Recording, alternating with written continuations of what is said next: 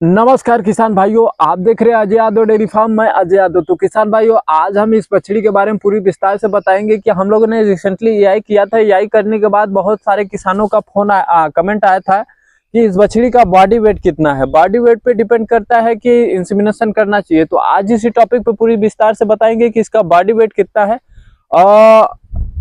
Body weight के हिसाब से अगर बहुत किसानों का कमेंट आया था कि आपने रिप्लाई नहीं दिया, तो बहुत किसानों का फोन भी आया था। तो आज उसी उम्मीद पे हम पूरी विस्तार से बातें करेंगे कि इस बछड़ी को हम लोगों ने एआई कर दिया। एआई करने के बाद हम लोगों ने बॉडी वेट कितने केजी के बॉडी वेट पे हिसाब से हम लोगों ने एआई किया। तो इसी विस्तार से बातें करेंगे। उससे पहले कहेंगे कि जो भी किसान भाई हमारे चैनल पे पहली बार आए, चैनल को जरूर सब्सक्राइब कर ले, बेल आइकन जरूर दबाए, ताकि आने वाले इन फ्यूचर फार्म के बारे में हम अपडेट देते रहते हैं कि एक फार्म को सक्सेस कैसे करें। तो आइए हम लोग वीडियो को स्टार्ट करते हैं। तो किसान भाइयों, जब इस बछड़ी का हम लोग ने एआई किया था, तो एआई करने के बाद बहुत सारे किसानों का कमेंट आया था, बहुत सारे किसानों का फोन भी आया था कि अपने बछड़ी की एआई कर दिया। बॉडी वेट कितना है? बॉडी वेट पे डिपेंड करता है कि अपने बछड़ी को बॉडी वेट तैयार करके करना चाहिए। तो आज इससे हम बता दें कि इस समय जब एआई किया था हम लोगों ने, तो इस बछड़ी का बॉडी वेट था 2 कुंटल 25 केजी।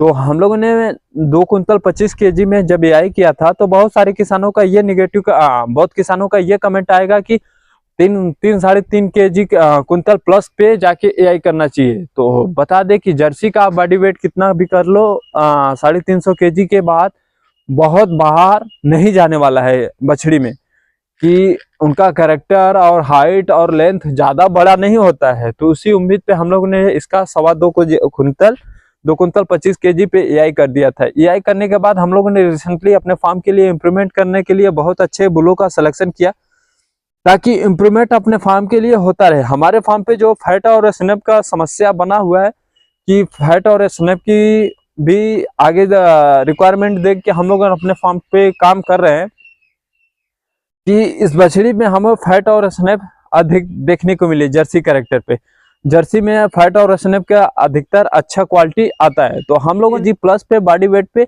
हम लोगों ने इसको इंसेमिनेशन किया था। और बहुत सारे किसानों का कमेंट भी रहता है कि आप कैसे भी बॉडी मेंटेन कर लेते हो 9-10 महीने में। तो उनका रिप्लाई भी अगले वीडियो में हम जरूर देंगे कि 350 KG 300 KG 350 KG body weight 9 महीने 10 महीने में कंप्लीट करना, यह बहुत बड़ा अपने फार्म के लिए इम्प्रूवमेंट होता है। तो बहुत किसानों का ये भी कमेंट रहता है कि हम लोगों ने बहुत खिलाते, बहुत पिलाते, बहुत अच्छा केयर करते, फिर भी 350 केजी प्लस बॉडी वेट नहीं हो पाता है।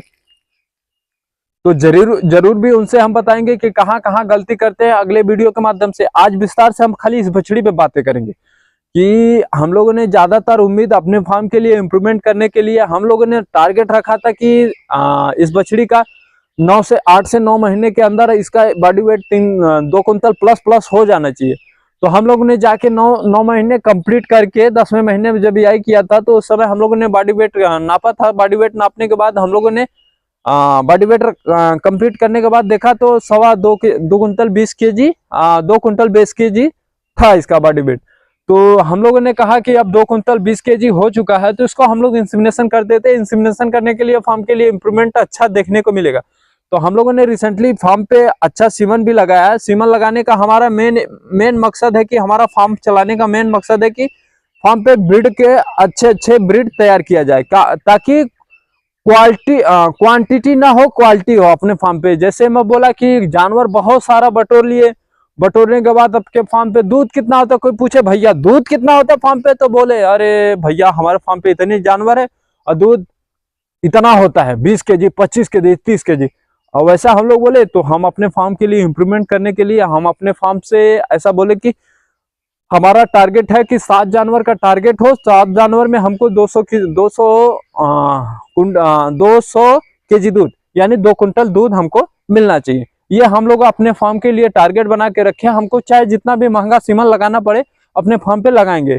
ये हमारे फार्म के लिए इम्प्रूवमेंट, ये फ्यूचर का प्लान है। अगर हम फ्यूचर से थोड़ा सा भी गलती कर देते तो हमारे लिए ये ऐसा बोले कि हमारा फ्यूचर खराब अंधकार में चला जाएगा। जो फ्यूचर से खेल खेला, तो वो भैया कभी भी सक्सेस नहीं होने वाला है। क्योंकि फार्म को इम्प्रूवमेंट करने के लिए एक ऐसा है, ये बात मात्र सीमन की जो आपके फार्म पे इम्प्रूवमेंट साल का साल करता जाएगा। तो ये हम लोगों ने उम्मीद बना के रखा था।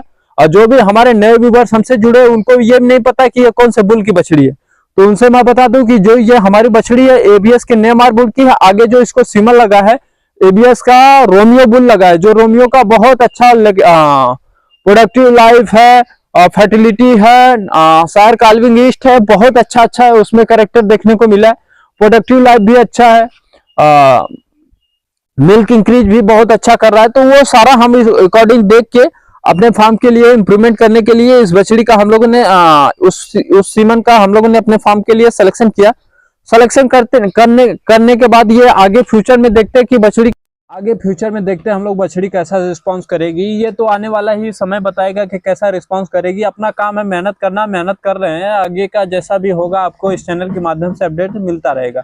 तो हम लोगों का मेन टारगेट रहता है कि अपने फार्म को इम्प्रूवमेंट किया जाए। इम्प्रूवमेंट कैसे किया जाएगा, मेरे पास तो एक सीधा बोले तो सीमन का ही सिलेक्शन करके अपने फार्म को इम्प्रूवमेंट किया जा सकता है। तो ये थी कुछ जानकारी है किसान भाइयों कि अपने फार्म को हम लोग कैसे इम्प्रूवमेंट कर रहे हैं।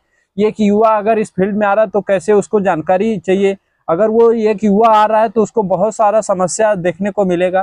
तो अपने इस चैनल के माध्यम से हम अपने फार्म के बारे में पूरा जो हमको समस्या मिलता है, जिस तरीके से अब समस्या बनता है, वो अपने इस चैनल के माध्यम से अपडेट देते रहते हैं कि एक युवा आके ऐसा दिक्कत ना सहे कि आके डेयरी फार्म में जीरो से लेके शुरू तक उसको ब्रीडिंग करना पड़ेगा। तो ये थी कुछ जानकारी है किसान भाइयों अपने फार्म के बारे में। आशा करते किसान भाइयों वीडियो आपको अच्छा लगा है। वीडियो अच्छा लगा तो एक लाइक जरूर करिएगा। अभी चैनल पे नए आए तो चैनल को जरूर सब्सक्राइब कर ले, बेल आइकन जरूर दबाए, ताकि आने वाला इन फ्यूचर फार्म के बारे में हम अपडेट देते रहते हैं कि एक फार्म पे काप कैसे तैयार करे, काप को कैसे मैनेजमेंट करे, काप की कैसे डिवर्मिंग करे। ये थी कुछ जानकारी अपने फार्म के अपडेट देते रहते हैं।